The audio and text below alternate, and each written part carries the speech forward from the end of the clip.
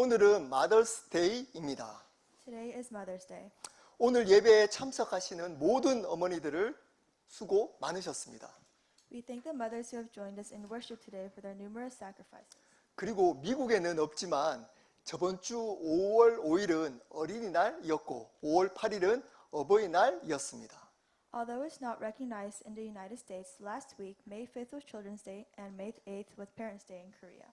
5월은 가정의 달입니다. May is the month of family.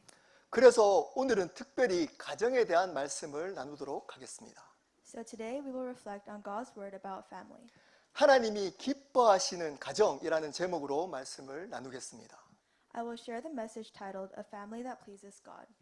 여러분들이 생각하는 가장 좋은 가정은 어떤 가정인가요? What do you think is the best kind of family? 다르게 질문해 보겠습니다. Let me rephrase this. 성경에 나오는 가정 중에 가장 좋은 가정은 누구의 가정이라고 생각하십니까? Among the families in the Bible, which one do you think was the best? 근데 성경에는 거의 대부분의 가정이 문제가 있는 가정이었습니다. Most of them were families with problems. 심지어 입에 담지 못할 여러 가지 심각한 문제를 가진 가정들도 많았습니다. Some even had serious and unspeakable issues. 하지만 그러한 가정을 통해 하나님께서는 당신의 뜻을 이루고 드러내셨습니다. But God still fulfilled and revealed His will through such families. 그것을 믿고 받아들이며 하나님의 회복을 향해 살아가는 가정이 믿음의 가정인 것입니다. A family of faith is one that believes this truth and lives towards God's restoration. 문제를 없애는 것도 중요하지만 그것보다 그 문제를 통해 하나님의 은혜를 드러내는 것이 믿음의 가정이 해야 될 본질적인 것입니다. It is important to resolve problems, but what's more essential for a faith-filled family is to reveal God's grace through those problems. 그러기에 우리 가정에 문제가 많다고 낙심하거나 실망하거나 좌절하지 마시기를 바랍니다. Even if there are problems in your family, I hope you will not be discouraged, disappointed, or fall into despair. 하나님께서는 어떠한 연약한 가정이라 할지라도 당신의 뜻을 여러분의 가정을 통해 드러내시고 하나님께서 기뻐하시는 가정으로 회복시켜 나가실 겁니다.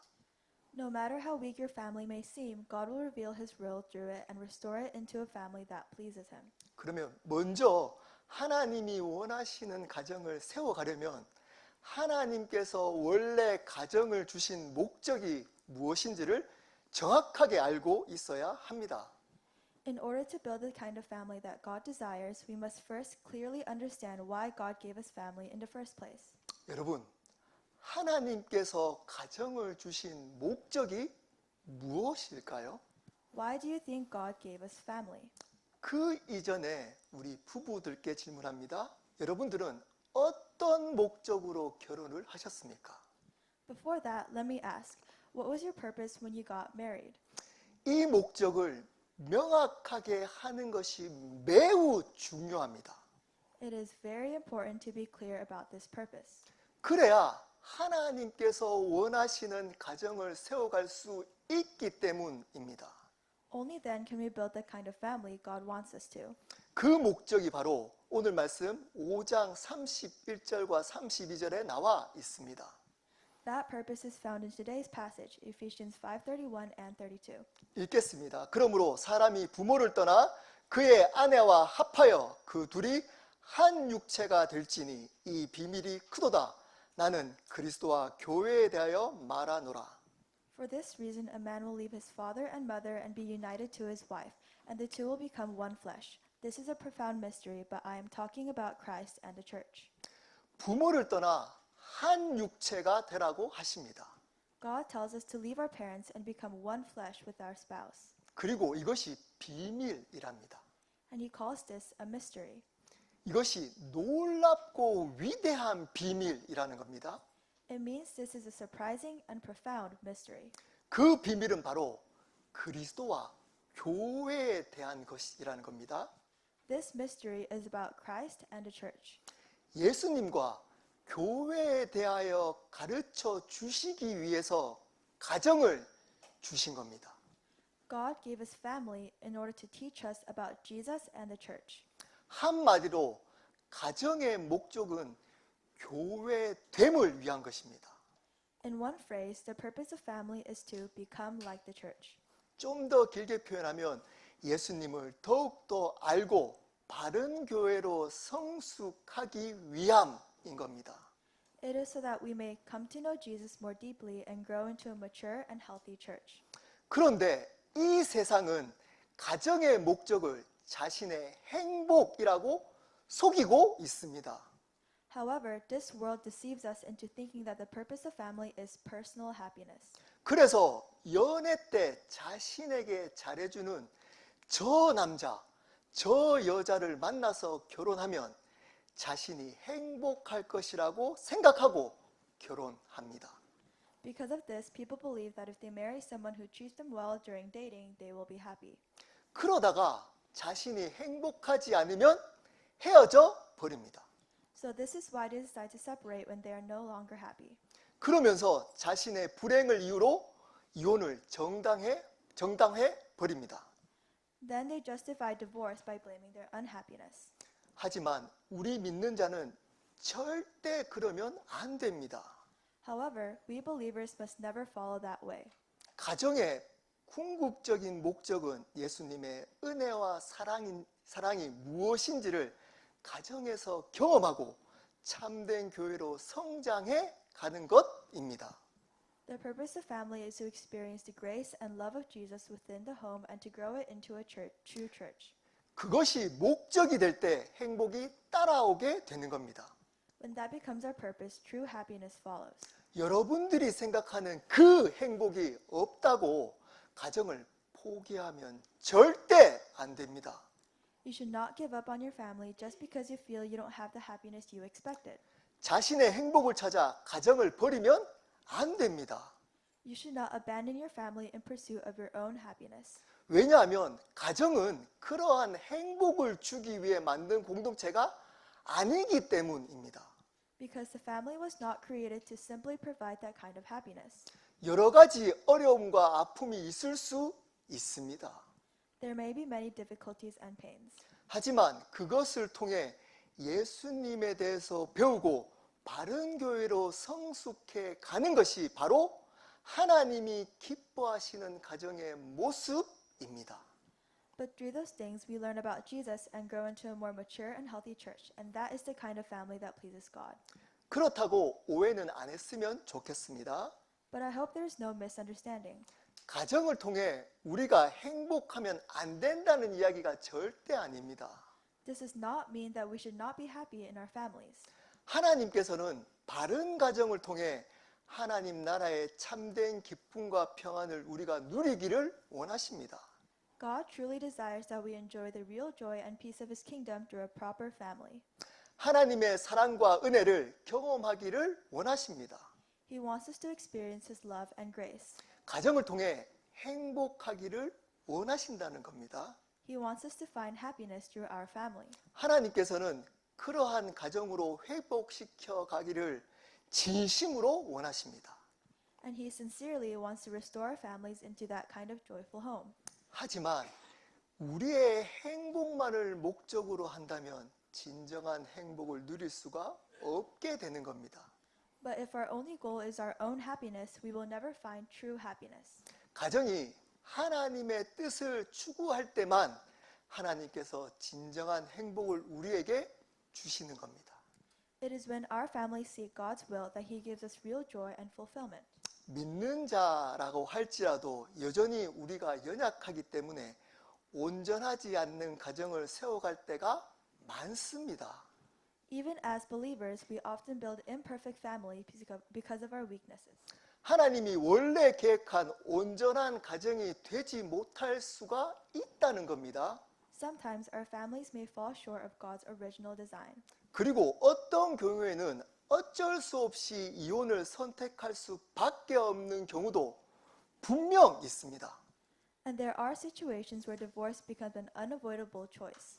결혼하지 않고 사는 싱글 가정도 있을 수가 있고 본의 아니게 또는 자신의 실수로 싱글맘, 싱글파더 가정도 있을 수 있습니다. There are single person households, and whether by circumstance or personal mistakes, there are single mothers or fathers. 하지만 이런 가정들은 하나님의 원래의 가정의 모습과 멀다고 느끼시고 포기하시면 절대 안 됩니다. If you are in one of these families, do not give up thinking your family is far from what God intended. 다른 가정과 비교해서 낙심하고 절망하며 살아가면 안 된다는 겁니다. Do not live in discouragement and despair by comparing your family to others. 오히려 그런 가정에서 하나님의 은혜를 드러내며 사셔야 합니다. Instead, reveal the grace of God through your family. 그러한 가정의 모습에서 하나님이 기뻐하시는 가정의 모습으로 다시 만들어 가야 한다는 겁니다. And through your family, let God shape it into the family He desires. 비록 우리가 꿈꾸는 하나님이 원하시는 온전한 가정의 모습이 아닐지라도 예수님을 깊이 알아가고 교회로서 더욱더 성숙해가는 가정으로 만들어 가야 한다는 겁니다. Even if your family is not the perfect image you once dreamed of, the ultimate purpose of family is to know Jesus more deeply and to grow as His church. 믿는 우리는 우리의 기준이나 관점이 아닌 성경이 제시하는 관점으로 가정을 세워가야 합니다. As believers, we must not build our families based on our own standards or perspectives, but on the perspective the Bible gives us. 그렇다면 구체적으로 어떻게 해야 하나님이 기뻐하시는 가정으로 세워갈 수 있을까요? Then how can we specifically build a family that pleases God? 오늘 말씀에는 가정을 이루는 모든 가정 구성원들에게 하나님의 명령이 나와 있습니다. In today's passage, God gives instructions to every member of the family. 이러한 명령을 지킬 때 그 목적을 이룰 수가 있다는 겁니다. When we obey these instructions, we can fulfill God's purpose. 아내를 향한 명령, 남편을 향한 명령, 자녀를 향한 명령, 그리고 부모를 향한 명령이 나옵니다. There is an instruction for wives, for husbands, for children, and for parents. 아내들에 대한 명령은 무엇인가요? What is the instruction for wives? 남편에게 순종해야 합니다. They are to submit to their husbands. 22절 말씀 읽겠습니다. 아내들이여 자기 남편에게 복종하기를 주께 하듯 하라. Verse 22 says, Wives, submit to your own husbands as to the Lord. 복종하라고 하십니다. This verse says, submit. 그 이유가 23절입니다. 제가 읽겠습니다. 이는 남편이 아내의 머리됨이 그리스도께서 교회의 머리됨과 같음이니 그가 바로 몸의 구주시니라. The reason is given in verse 23. For the husband is the head of the wife, as Christ is the head of the church, his body of which he is the Savior. 남편을 교회의 머리로 세웠기 때문이라는 겁니다. This means the husband is appointed as the head of the wife, just as Christ is the head of the church. 이것을 통해 예수님의 주인 되심을 가르쳐 주기 위함입니다. It is to teach us about the lordship of Christ. 남편분들 너무 좋아하지 마십시오. Husbands, don't get too excited. 남편에 대한 명령이 나옵니다. There is a command for husbands too. 아내를 사랑해야 한다는 겁니다. Husbands must love their wives. 25절입니다. 읽겠습니다. 남편들아 아내 사랑하기를 그리스도께서 교회를 사랑하시고 그 교회를 위하여 자신을 주신같이 하라. Verse 25 says, Husbands, love your wives just as Christ loved the church and gave himself up for her. 죽도록 사랑하라고 하십니다. In other words, love her to the point of death. 이것을 통해 예수님의 아버지 되심, 즉 사랑을 가르쳐 주기 위함입니다. This is to teach us the fatherly nature of Christ, thus his love. 그렇다면 누가 먼저 지켜야 할까요? Then, who should go first in keeping these commands? 남편은 주장합니다. Husbands might say, 아내가 순종해야 사랑을 하지. I'll love her when she submits. 아내는 주장합니다. 남편이 사랑을 해야 순종을 하지. Wives might say, I'll submit when he loves me. 누가 맞습니까? But who is right? 둘 다 틀렸습니다. Both are wrong. 이 두 사람이 어떻게 해야 할지가 5장 21절에 나옵니다. The answer to what they must do is in Ephesians 5:21. 읽겠습니다. 그리스도를 경외함으로 피차 복종하라. It says, submit to one another out of reverence for Christ. 서로 복종하라는 겁니다. That means both should submit to each other. 그렇게 해야 할 이유가 그리스도를 경외하기 때문이라는 겁니다. And the reason is because of reverence for Christ. 여기서 복종하다라는 동사는 원어적으로 중간태라는 형태로 쓰였습니다. The word submit here is in the middle voice in the original Greek. 중간태는 스스로 자발적으로 행하는 행위의 의미가 담겨져 있고 그 행위가 다시 자신의 유익이 될 때 쓰이는 형태입니다. The middle voice means the action is done voluntarily and also with the understanding that it brings benefit to oneself. 풀어서 설명하자면 서로에게 복종하는 것이 억지로 하는 것이 아니라 자발적으로 기쁨으로 한다는 겁니다. So, it's not forced submission, it is joyful and willing. 그리고 그 행위가 다시 자신의 유익이 된다는 것을 알기 때문이라는 겁니다. We know that it will come back as a blessing to us. 그 궁극적인 이유가 예수님 때문이라는 겁니다. That reason is Jesus. 그러므로 복종보다는 존중이라는 것이 더욱더 좋은 단어 같습니다. That is why the word respect may be a better expression than submit. 복종이라고 하면 강제로 억지로 하는 것처럼 느껴지기 때문입니다. Because submit can sound forced. 서로를 존중해 주라는 겁니다. We are called to respect one another. 왜냐하면 그 존중하는 행위가 다시 나에게 돌아와서 유익이 될 거라는 것을 알고 있기 때문입니다. This is because we know that showing respect will come back to benefit us. 배우자를 존중하는 행위는 반드시 자신에게 다시 유익으로 돌아오기 때문이라는 겁니다. Respecting your spouse will always result in blessing to you as well. 아내가 남편을 존중하는 행위는 어떻게 하라고요? How should a wife respect her husband? 네, 복종하라고 했습니다.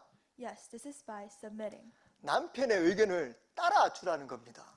That means following his opinion. 다르게 말하면 높여주라는 겁니다. In other words, it means lifting him up. 칭찬해주고 인정해주라는 겁니다. It means praising and affirming him. 남자는 인정해주고 칭찬해주는 것으로 존중받고 있다고 느끼기 때문입니다. This is because men feel respected when they are recognized and praised. 남편 말을 인정해주고 조금 부족하더라도 칭찬해주라는 겁니다. Acknowledge him, and even if your husband falls short, praise him. 그렇다면 남편은 아내를 어떻게 존중하라고 하시나요? Then, how should a husband respect his wife? 네, 사랑해주라는 겁니다. Yes, it is by loving her.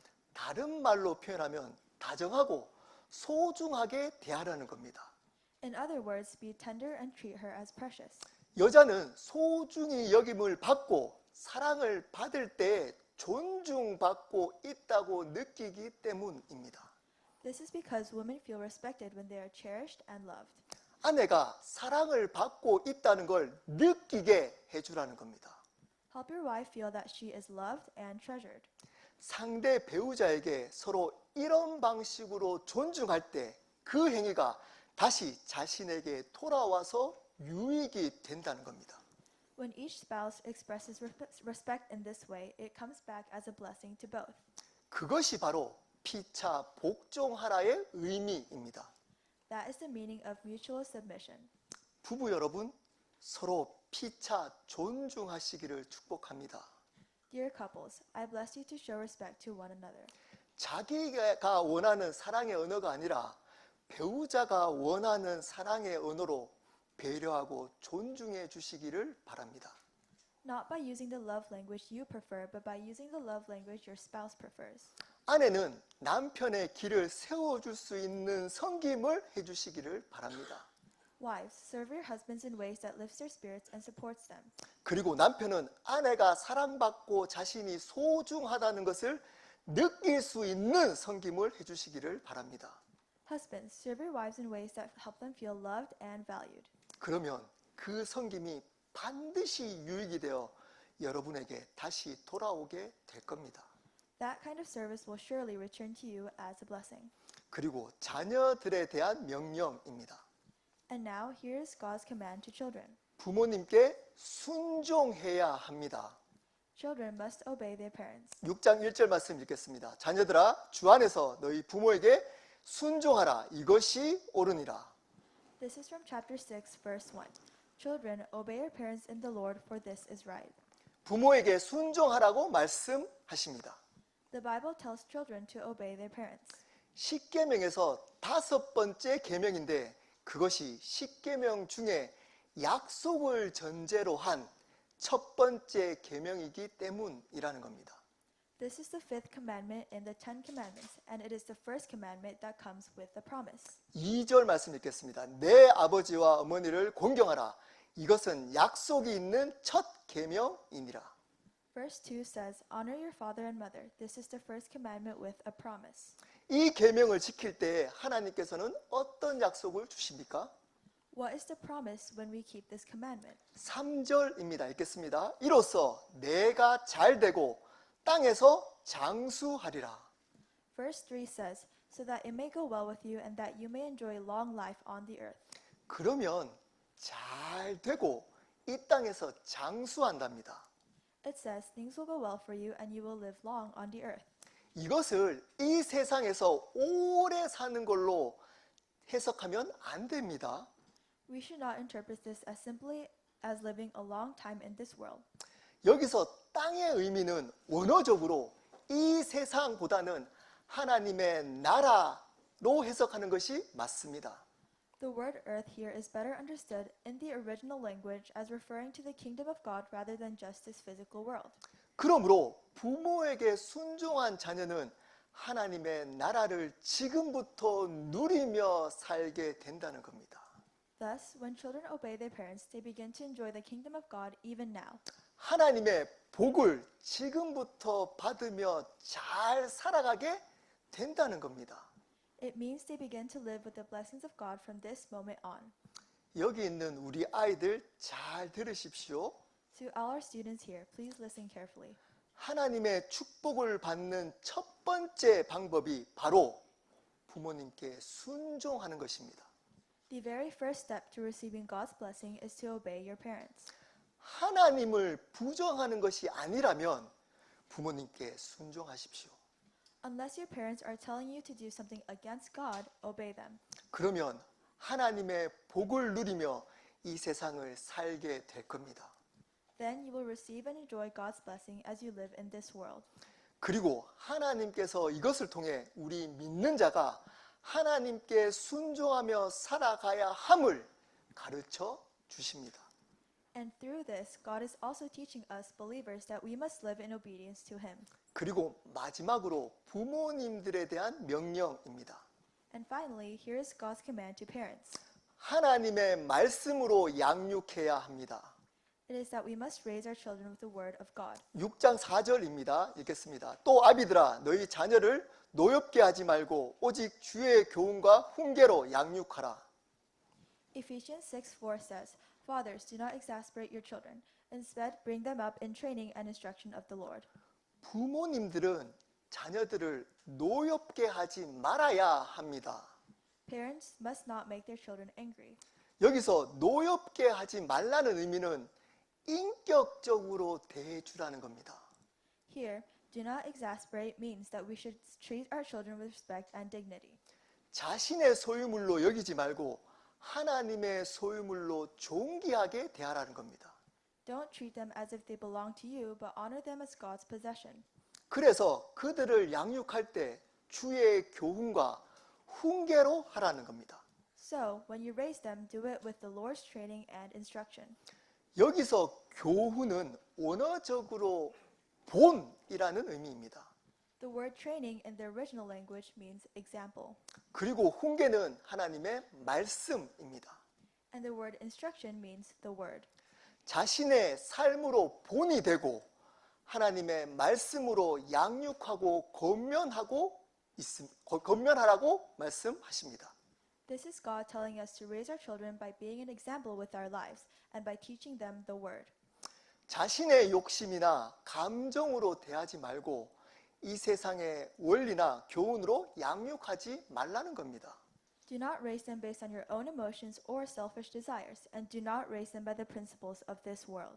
그렇게 해야 자녀가 하나님의 사람으로 바르게 자랄 수가 있기 때문입니다. Because only when you raise them in God's way can they grow up to be true people of God. 이 두 관계에서도 누가 먼저 해야 할까요? Now, in this parent-child relationship too, who should go first? 네, 앞에서 부부와 똑같은 원리입니다. Yes, it is the same principle as with the husband and wife. 서로 존중해야 합니다. They must respect one another. 자녀가 부모에게 순종함으로 부모를 존중하고 부모가 인격적으로 자녀를 대함으로 자녀들을 존중해야 합니다. Children should honor and obey their parents, and parents should treat their children with dignity and respect. 하나님은 이것을 통해서 인격적으로 우리를 대하시는 하나님을 알기를 원하시는 겁니다. Through this, God wants us to come to know that He is a God who treats us with gentleness and personal care. 사랑하는 켈러 교회 여러분, Dear Keller Church family, 우리는 하나님께서 기뻐하는 가정으로 함께 노력하며 세워가야 합니다. let us work together to build families that please God. 문제가 없는 가정은 없습니다. There is no such thing as a problem-free family. 그것으로 실망할 필요는 절대 없습니다. So, we don't need to be discouraged by our problems. 그 문제를 통해 하나님의 은혜를 경험하고 그 은혜로 오늘 말씀대로 노력하며 살아가면 되는 겁니다. Instead, through those problems, we can experience God's grace, and by that grace, we can begin living out what God teaches us today. 우리의 힘으로는 절대 할 수 없습니다. We cannot do this by our own strength. 성령님께서 도우셔야만 합니다. We need the help of the Holy Spirit. 그리고 저희 켈러 교회 전체가 함께 서로 격려해야 합니다. And we, as the whole Keller Church, must encourage one another. 그래서 우리 모두가 하나님께서 기뻐하시는 가정을 이루어갔으면 좋겠습니다. That way, we can build families that truly bring joy to God. 우리 함께 기도하도록 하겠습니다. Let's pray.